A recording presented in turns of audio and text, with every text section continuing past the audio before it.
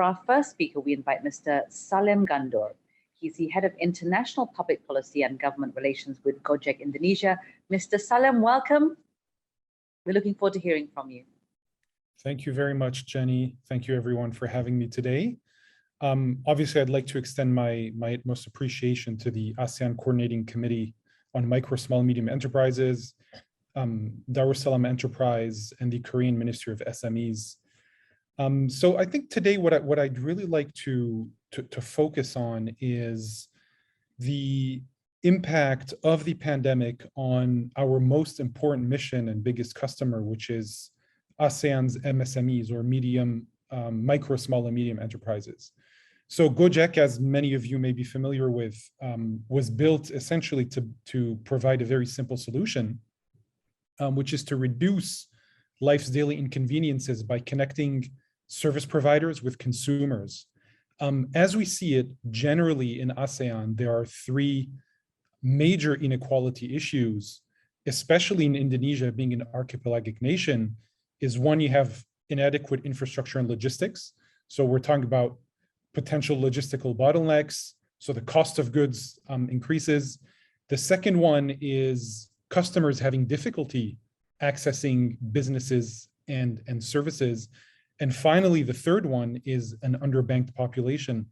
So taking all of those three fundamental issues that you have in the region, GOJEK really is here to provide a complete ecosystem of ride-hailing, logistics, food delivery, and financial services. Earlier this year, GOJEK combined its forces with Tokopedia, which is Indonesia's e-commerce giant, and we formed in Q2 this year the GOTO Group, which is now one of the region's largest, most comprehensive and impactful technology companies. And as of late, I'm happy to share with you that our overall valuation has now exceeded $30 billion US. So we're now considered a decacorn, and we certainly hope that that journey of growth is going to continue going forward. The GOTO Group and GOJEK were born in Indonesia, which is our home market, but we do have international operations in Singapore and Vietnam as well. And we certainly look forward to expanding our suite of products in those two markets plus Indonesia, with the ultimate role and mission of connecting ASEAN's micro, small, and medium enterprises. Throughout the next 8 minutes, you're going to hear me talk extensively about MSMEs. And the reason is those businesses are essentially the backbone of ASEAN's economy. Whether you're talking about Thailand or Malaysia, Indonesia, Vietnam, so on and so forth, it is those small businesses that are providing the bulk of growth and opportunity and social mobility for our people to have education opportunities and growth opportunities in their personal lives. So this has to be generally, I think, a focus of any digital effort going forward. So we've all obviously had and felt a direct or indirect impact of COVID-19 and the rules on social distancing, working from home, lockdowns have had a fundamental impact on everyone's lives, including our business. And while our transport business has declined over the past 2 years, we have seen a significant increase in demand for food, logistics, groceries, and even digital payments, right? So people no longer want to, use their PIN number and their physical credit or debit card. They want touchless experiences, hygiene-based experiences. So we ended up being really at the center of that vortex of new behavioral sciences, right? How the consumers are now behaving, and we have to constantly innovate to be able to be at the tip of the spear of that consumer and behavioral change across ASEAN and globally. Now, the pandemic has slowed the economy down and changed the way the world works, obviously. And there have been many unfortunate and tragic events that have unfolded across the region. And the most vulnerable people in ASEAN have been hit the most. And that includes our MSME partners and our vendors. So that pandemic has been especially felt in Indonesia, because Indonesia's economic structure is overwhelmingly supported by our micro, small, and medium enterprises. And the numbers are staggering. 95% of MSMEs in Vietnam and Indonesia have reported a substantial drop in income and revenue because of the pandemic. And to focus a little bit more on Indonesia, out of the 65 million registered MSMEs in the country, only 21% pre-pandemic had captured the opportunity to digitize. So that 79% that is remaining is the opportunity for growth, but most importantly for economic resilience. And according to various studies done recently across the region, during the pandemic, roughly 1/3 of all the MSMEs have experienced difficulty in marketing their products, have seen their income decline by 40 to 90% over the past 2 years, and almost half have seen extreme difficulty in obtaining capital. So, your basic loans at time, or sometimes more sophisticated financial offerings, but also as of late, because of the whole supply chain disruptions, raw material. So we're talking sometimes about, plastic tables, or we're talking about plastic bags, very basic issues that have seen the supply chains severely affected. Now, the three industries within the service ecosystem that have been affected the most is F&B, culinary. So they've seen generally a drop of 40 to 50% in business, and fashion. Fashion is interesting for two reasons, because one, there has been a general drop in volume for fashion.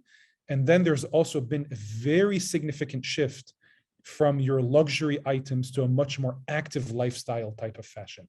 So people are essentially throwing away their suits. Women are throwing away their high heels, and they're swapping that for their yoga pants and active lifestyle wear. And we're seeing that trend accelerating exponentially. Now, to look at Vietnam also, roughly half of Vietnamese MSMEs have seen their businesses either temporarily suspended or completely stopped at sporadic times during the various lockdowns that Vietnam has gone through. And almost half of those same Vietnamese MSMEs are facing significant shortage in working capital and labor.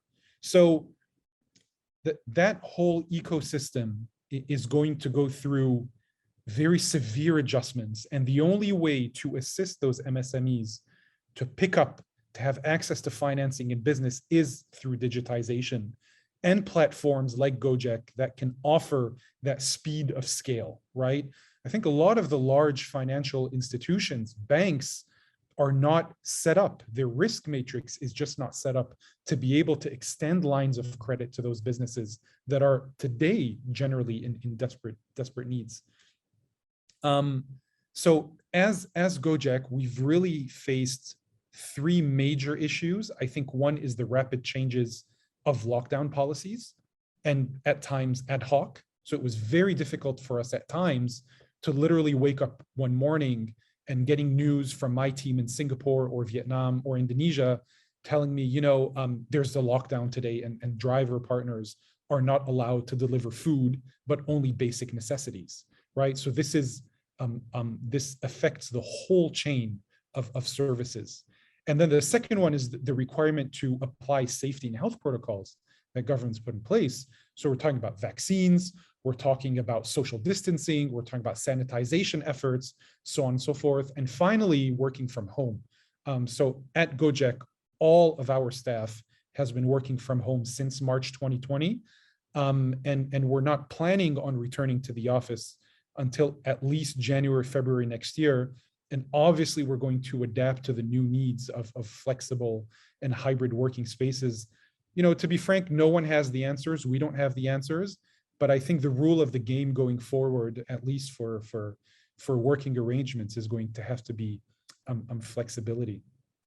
So I'm probably going to quickly share with you what we've done to assist the MSMEs during this period, this very difficult period. I think the first one is we have set various campaigns to do mass digitization efforts for MSMEs and to join the GOJEK ecosystem. So that has been critical in Singapore, Indonesia, and Vietnam. And many of those businesses have seen their sales and revenue grow. We have also, especially in Vietnam and Malaysia, worked with traditional markets, right? So your wet markets, your dry markets, your vegetable markets, helping these micro enterprises also join the digitization bandwagon. Because bear in mind that with social distancing and a long-term COVID that we're going to face, a lot of those wet markets are going to see, or even vegetable markets in Vietnam and Indonesia, and in Singapore, same with their hawker stalls, are going to see long-term disruptions to their business because of health requirements. And number two, because of behavioral changes, right? People now are more hygienic in their choices. So these markets, if they rely on the same way they do business, are going to suffer in the very long term. And obviously what we've done across the region is set up our Go Academy. So this is where we sharpen digital talents through conferences, classes, and digital education articles. It's important that users know the depth and the breadth of the offerings they have. We've also worked very closely with governments to be one of the prime platform to help distribute vaccine, bring drivers to get their vaccinations, and allocating sanitizers, masks, multivitamins, nutritional workshops across the region. So that's been critical. And we have partnered very closely with governments. For instance, in Vietnam, what we did for about 6 weeks is we offered free rides for all health workers and frontline workers during lockdowns. So if you're a nurse or you're a doctor or you work in key sectors that require to stay open, so electricity generation and others, we offered across all our markets free rides to those people so they're not affected by the various lockdowns and issues they faced. So what we have learned really today, and if there's any message we want to drive home, is the power of digital adaptation, right? And in a place like ASEAN, again, Singapore, Vietnam, Indonesia, but also Thailand, Malaysia, and all the countries, is we do not have some of the legacy infrastructure that other markets or regions like Europe have. So we can leapfrog a lot of the phases that they went through, and by landing into deep individual digitization very quickly. Number two, what we have seen empirically proven is that through digitization and digital education, a lot of these small, micro and medium enterprises have seen their revenue grow, right? This is all about an awareness campaign and speed to market. And finally, COVID-19 has generally affected everyone's business. And this is why it's very important to adapt and put our ecosystem's welfare and the welfare of our partners and the resilience of their businesses as our priority. So anyone who lists on our platform is not a customer, but a partner. So we grow together and we ensure that that sustainability is in place. And finally, going forward, we understand that the health of our planet is critical to everyone's growth. It's an issue that we're all involved in. So the next phase of our growth, obviously, is also going to be electrification and ensuring that our carbon footprint is minimized. So I'll stop there. Thank you for your attention, and I wish all of you a pleasant day, and back to you, Jenny. Thank you.